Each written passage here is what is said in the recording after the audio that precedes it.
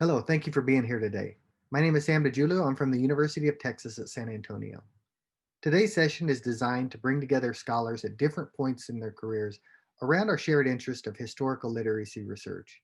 We believe that coming together in a community like this helps us learn and grow together. First, we'll hear from Dr. James Hoffman and Dr. Rachel Sanders as they talk about how historical literacy research has been a part of their careers. Next, we'll have short previews of presentations by our early career scholars, graduate students, and recent graduates. After their short previews, we'll share a link where you can see the full video of each of the presentations, along with contact information for the early career scholars. We invite you to reach out to them with ideas, comments, questions, or possibly invitations to collaborate in the future. Again, we appreciate you being here. Enjoy. I need to start by saying I was never, and I use the word loosely, I was never trained as a historian. I never studied history in any kind of serious way as part of my undergraduate or graduate school kind of work. It came to me more as a part of my practice as a faculty member at the University of Texas in Austin, and primarily associated with some early work that I was doing looking at feedback to oral, teacher feedback to oral reading askews that kids were making. So a lot of my first couple of years was really focused on looking at how teachers respond when they respond, why they respond, patterns and how they respond to certain kinds of kids and other kids. And the more I dug into thinking about oral reading as a practice, I began to sort of do some digging and do some library digging in terms of where did this practice come from? In particular, I was interested in round robin reading, like whoever thought that was a good idea, and how did that come about? So I just started digging at the University of Texas, trying to find information on round robin reading. And what I discovered, just by chance, was this incredible collection at UT Austin of curriculum materials that runs back to way back into the 1700s and further. I mean, there's some things in the libraries there that are, hornbook and kind of antique kinds of texts. But what was surprising to me was the availability of texts from the late 1700s all the way through the 1800s, just complete curriculum materials, beginning reading materials that were used with kids. And what I found useful was to go start digging back into those materials and looking at, they weren't so much teacher guides as they were sort of explanations for the materials and how to use the materials for teachers. And many of those describing oral reading and describing the role of oral reading, the ways in which oral reading should be used. And so my deep dive came initially through trying to understand the practice and the routines associated with round robin reading. But in that process, I got hooked, and I got hooked on the books. I got hooked on just holding books and sending in little requests that would show up in, 3 days later at the library in this little box, and you'd open up and here's the book that was printed in 1780. That it was almost just to touch it, to smell it, and every other thing about it was just exciting and interesting, and engaging. And that's when I decided to teach that first history of reading class. And what I did was invite a group of doctoral students who wanted to sort of work with me through those curriculum materials that were there.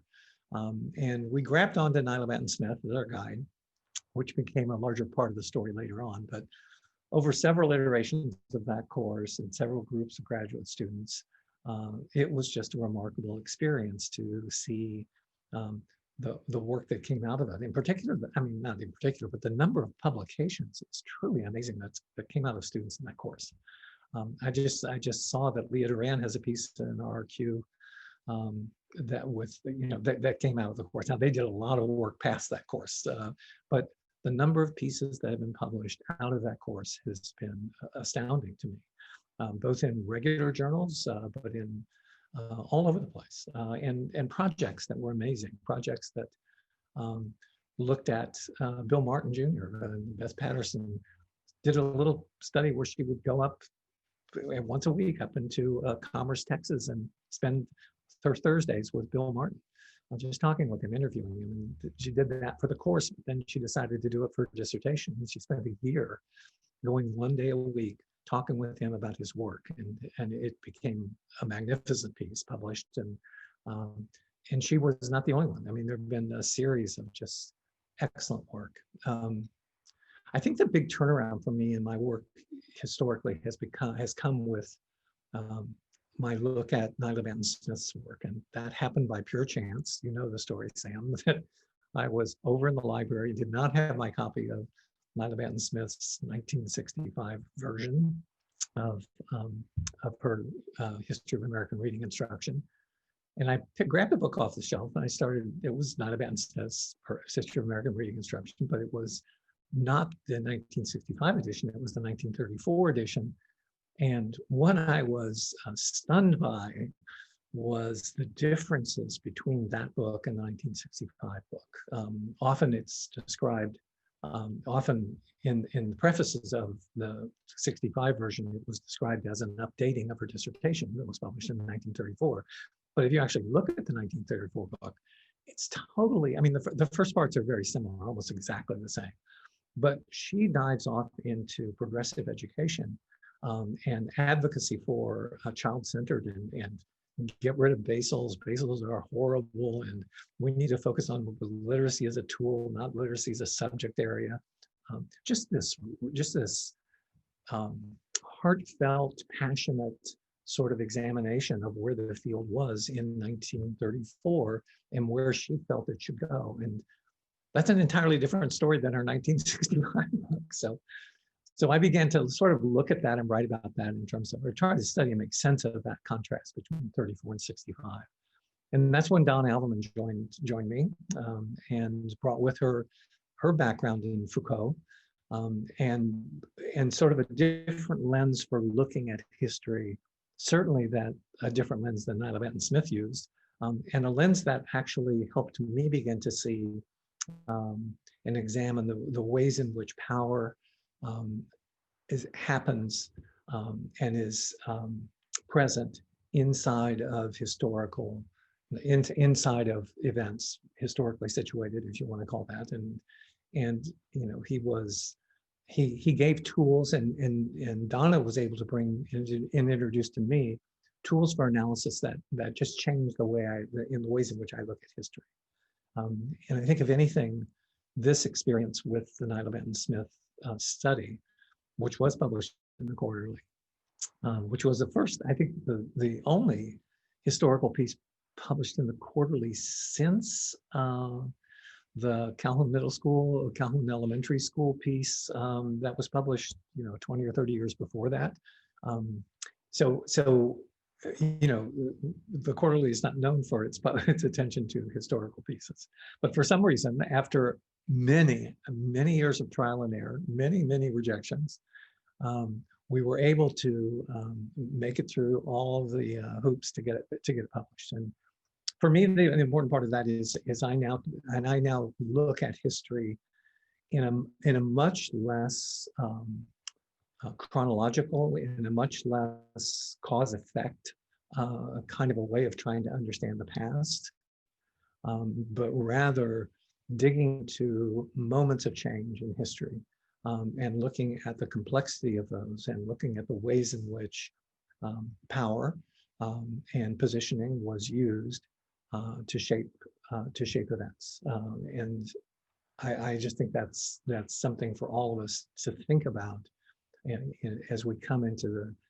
studying history. And again, I was not trained in this. I was mentored through Donna, whose undergraduate degree was from the University of Texas at Austin and was in history. So she has that strong background. And I would encourage people, who are interested in this field to jump in. I mean, I think that's the first step, is jump in. And then try to begin to look at some really classical pieces that have been done in literacy. Arlette Willis, I mentioned, for the Calhoun Middle School, also used Foucault.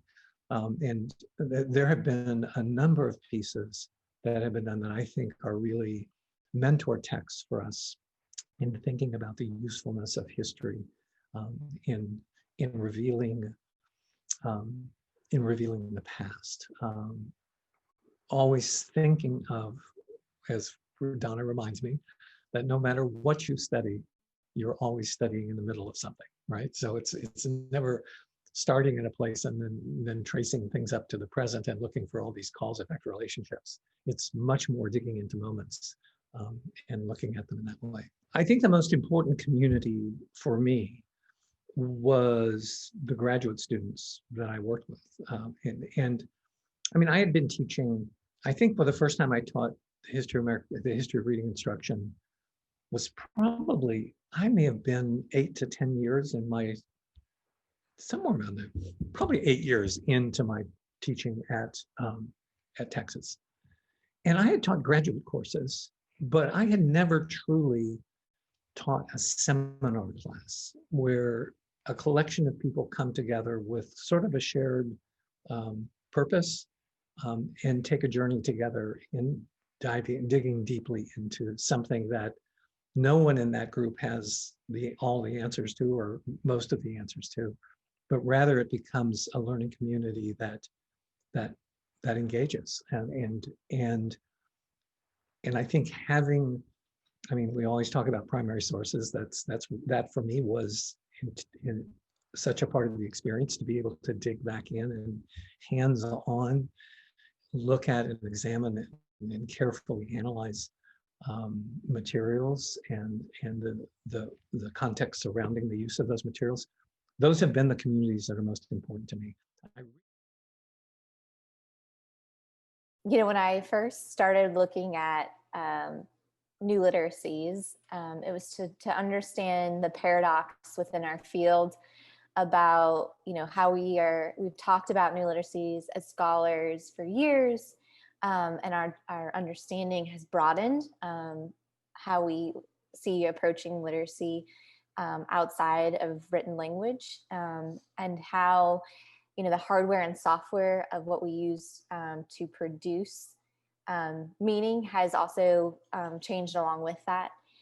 But I was really trying to study how, if we have this new understanding, and we've had it, for several years, it's been around, why are we as scholars still predominantly producing in the traditional definition of literacy? So how, why hasn't our academic research broadened with this meaning? Why are we still really honed in on this one specific definition of what that means, although we know that it's broadened so much, and we're encouraging that in our our undergraduate and our graduate students in their own work and taking that into their own classrooms, but we as scholars ourselves are not practicing that. And so I really didn't approach this thinking I was going to go deep into history. I was approaching it from a cultural studies perspective, but I didn't know how much at the time that would really come into play, into understanding what these practices are.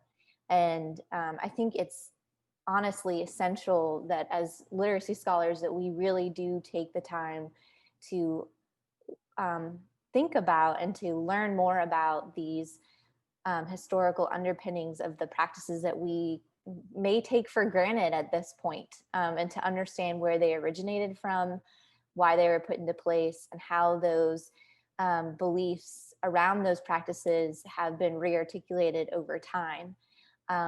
And so, specifically with literacy, how those practices are, deeply rooted in marginalization, and how by us, continuing to take this perceived definition of literacy forward, we're continuing those marginalization practices without actually thinking more critically about, well, why is this the way that we do this, and approach it from that way. So, deeply rooted in, religion, gender, and race. And so how that comes into play as far as power and oppression over time in using these practices, and the ways that knowledge and who's producing that knowledge, it has been done. And so when I was looking at new literacy studies, I was really interested in writing specifically And as we talk about new literacy, as literacy scholars,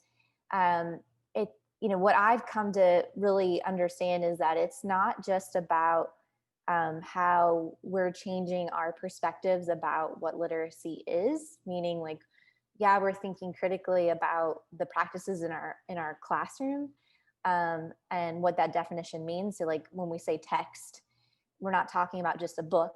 We could be talking about a painting or a video or music or dance. And that's an important part of this research. But I think what I've really come to find out is that it opens up the conversation for other lenses of this discussion, to really kind of look at a problem from multiple angles to find ways to find a solution or to move forward. And so, for example, I didn't go into this knowing that out of it, there would be a connection to decolonization, and that's something that we've talked about in our syllabus research, especially with Dr. Prophet, and in her work in that area. But how only validating the intellectual aspects of written word over other forms of communication like oral language, and how that we only study these specific texts can kind of continue that privileging, especially in an institute that historically is white male elites. It's easy to take for granted something that's always been around, and to not take risk, to kind of stay in those lanes and really use the time that you're writing your dissertation. I know everyone says that just do the dissertation and move on and get your degree, and then that's when you can really get into your research. But I really do feel like there's a missed opportunity there to really push ourselves and take risk, and to break boundaries and relook at things that need to be relooked at.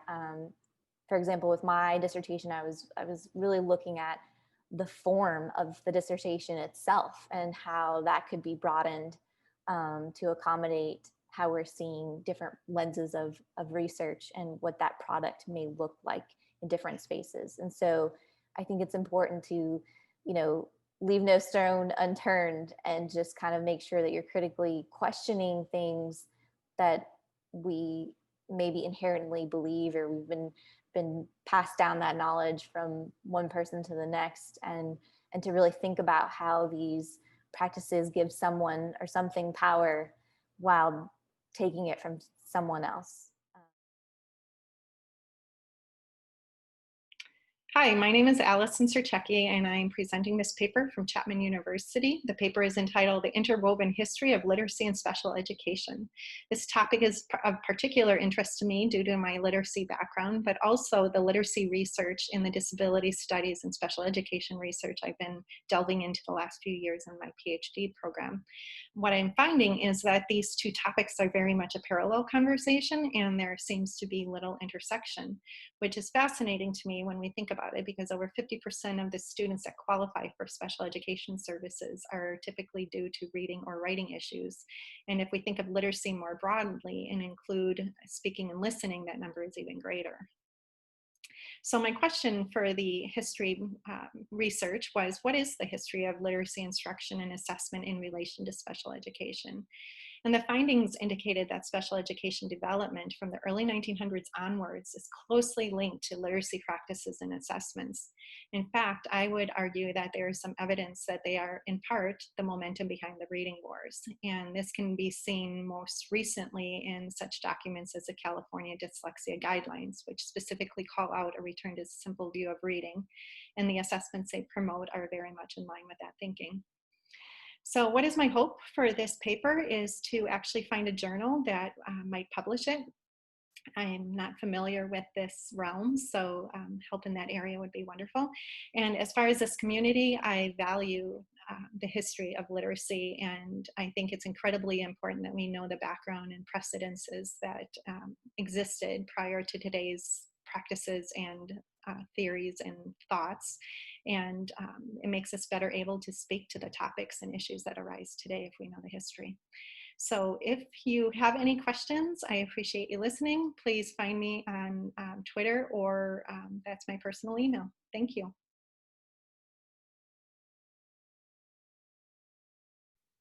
Hello, my name is Marcy Wilburn, and I'm a doctoral student studying interdisciplinary learning and teaching at the University of Texas at San Antonio.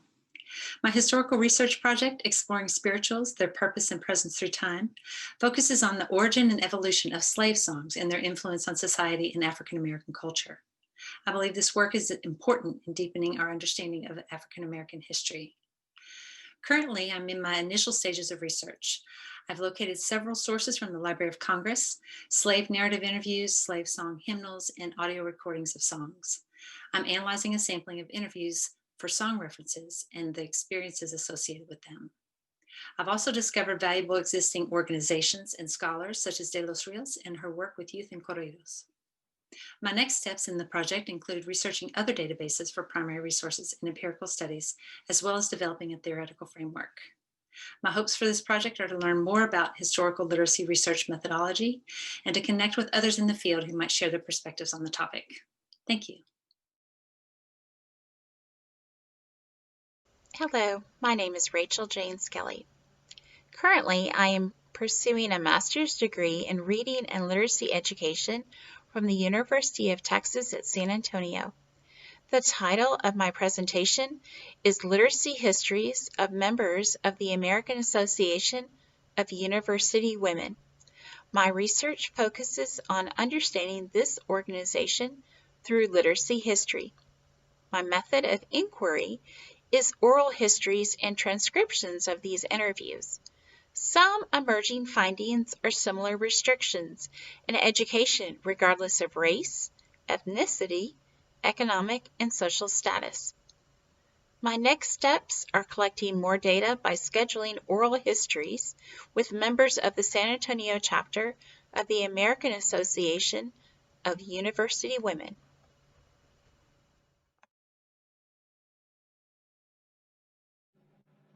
Hello, my name is Thomas Rux.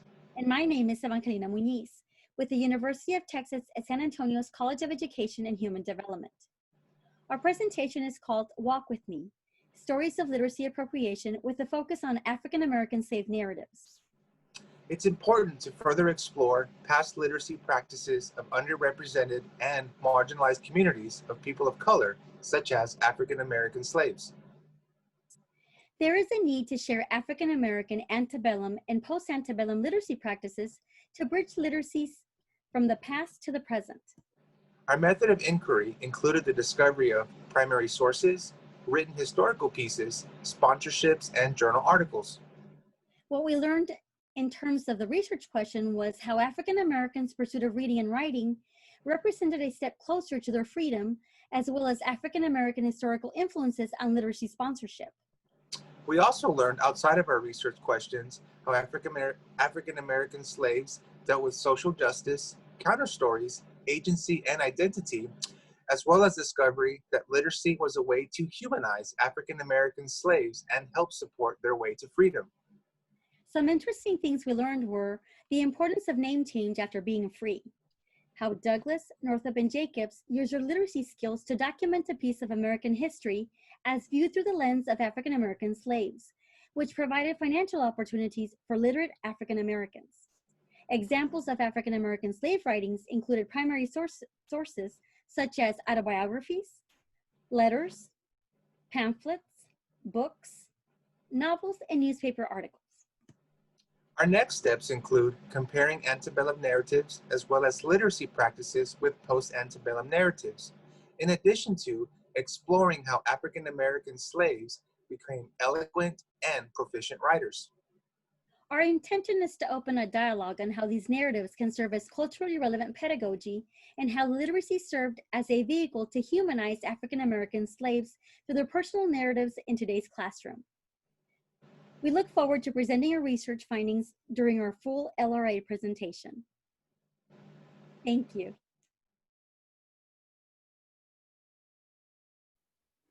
A brief history of instructional scaffolding. The origins of scaffolded instruction can be traced back throughout history, Reading together in a group setting precedes scaffolded reading instruction.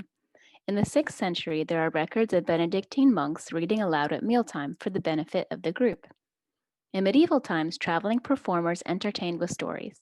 And in colonial America, limited access to books led to gatherings to hear a literate neighbor read aloud. In other words, a more learned person helped others to understand content. Moving along in time, this idea of learning being constructed through social interaction continued.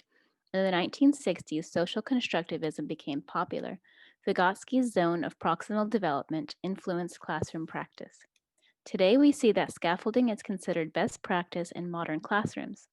Scaffolded instruction has applications for struggling learners and special populations who develop reading skills with help from others in a social setting. My name is Emma Sobey. I'm a doctoral student in literacy at Sam Houston State University. My current area of interest in the history of literacy is the relationship between partisan politics and news media. I wonder, has news coverage become more biased? I think it's safe to say that we've always depended on news coverage in order to help inform us about the government and politics in general. However, I wonder if this has changed as society has changed as well as social media. I wonder, how has media affected how we form our political reality? What role does the media play in deepening party lines? And how has rhetoric changed as a result in changes in media? Finally, what can we do to combat these biases? I believe that we need to look at the past to understand the future, and by examining how media has changed, we can project how we can combat unfair biases in future media. Hi, I'm Hannah Dietrich, and I am a doctoral student at Sam Houston State University. And I wanted to share with you a little bit about one of my areas of interest for research, which is the history of oral storytelling. Since it's been around since the ancient Greeks and had a long history in Europe and in the US, I'm just curious to see why oral storytelling has kind of lost its place in the modern classroom. We know that oral storytelling has a huge impact on community aspects, as well as providing valuable memory tools, and provides people with important life skills and important job skills that they can carry into the market, since most modern jobs have some aspect of presentation or public speaking. But when we go into a classroom today, especially in secondary education, few presentations, and even those that occur tend to be with informative presentations rather than storytelling happen in the classroom. And so I would like to conduct some research into where is oral storytelling in the modern day and what would be the impact of oral storytelling coming back into the literacy classroom.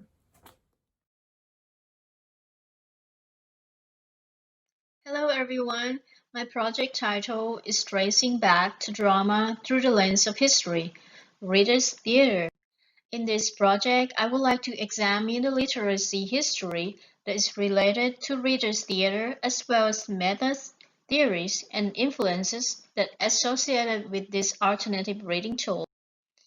And I'm hoping that I could come up with an interesting timeline of the history of reader's theater.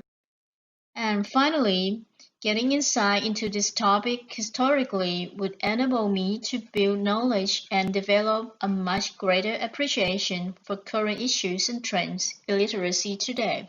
Thank you very much. Hi, my name is Catherine Lammert, and my presentation is titled Towards a Better Society, Educational Decolonization in the 1961 Cuban Literacy Campaign. Between September 1960 and December 1961, 700,000 people were taught to read. I undertook this study to understand the differing ideological perspectives Cubans and Cuban Americans hold towards this event. First, I conducted a qualitative content analysis of the revolutionary primer published by the Cuban government to be used in the literacy campaign.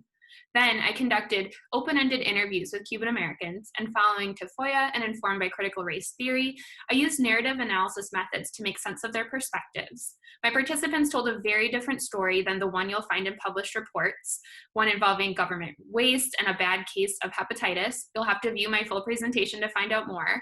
I'd like help deciding whether to pursue publication of my study in its current form or whether it would be best to conduct further interviews.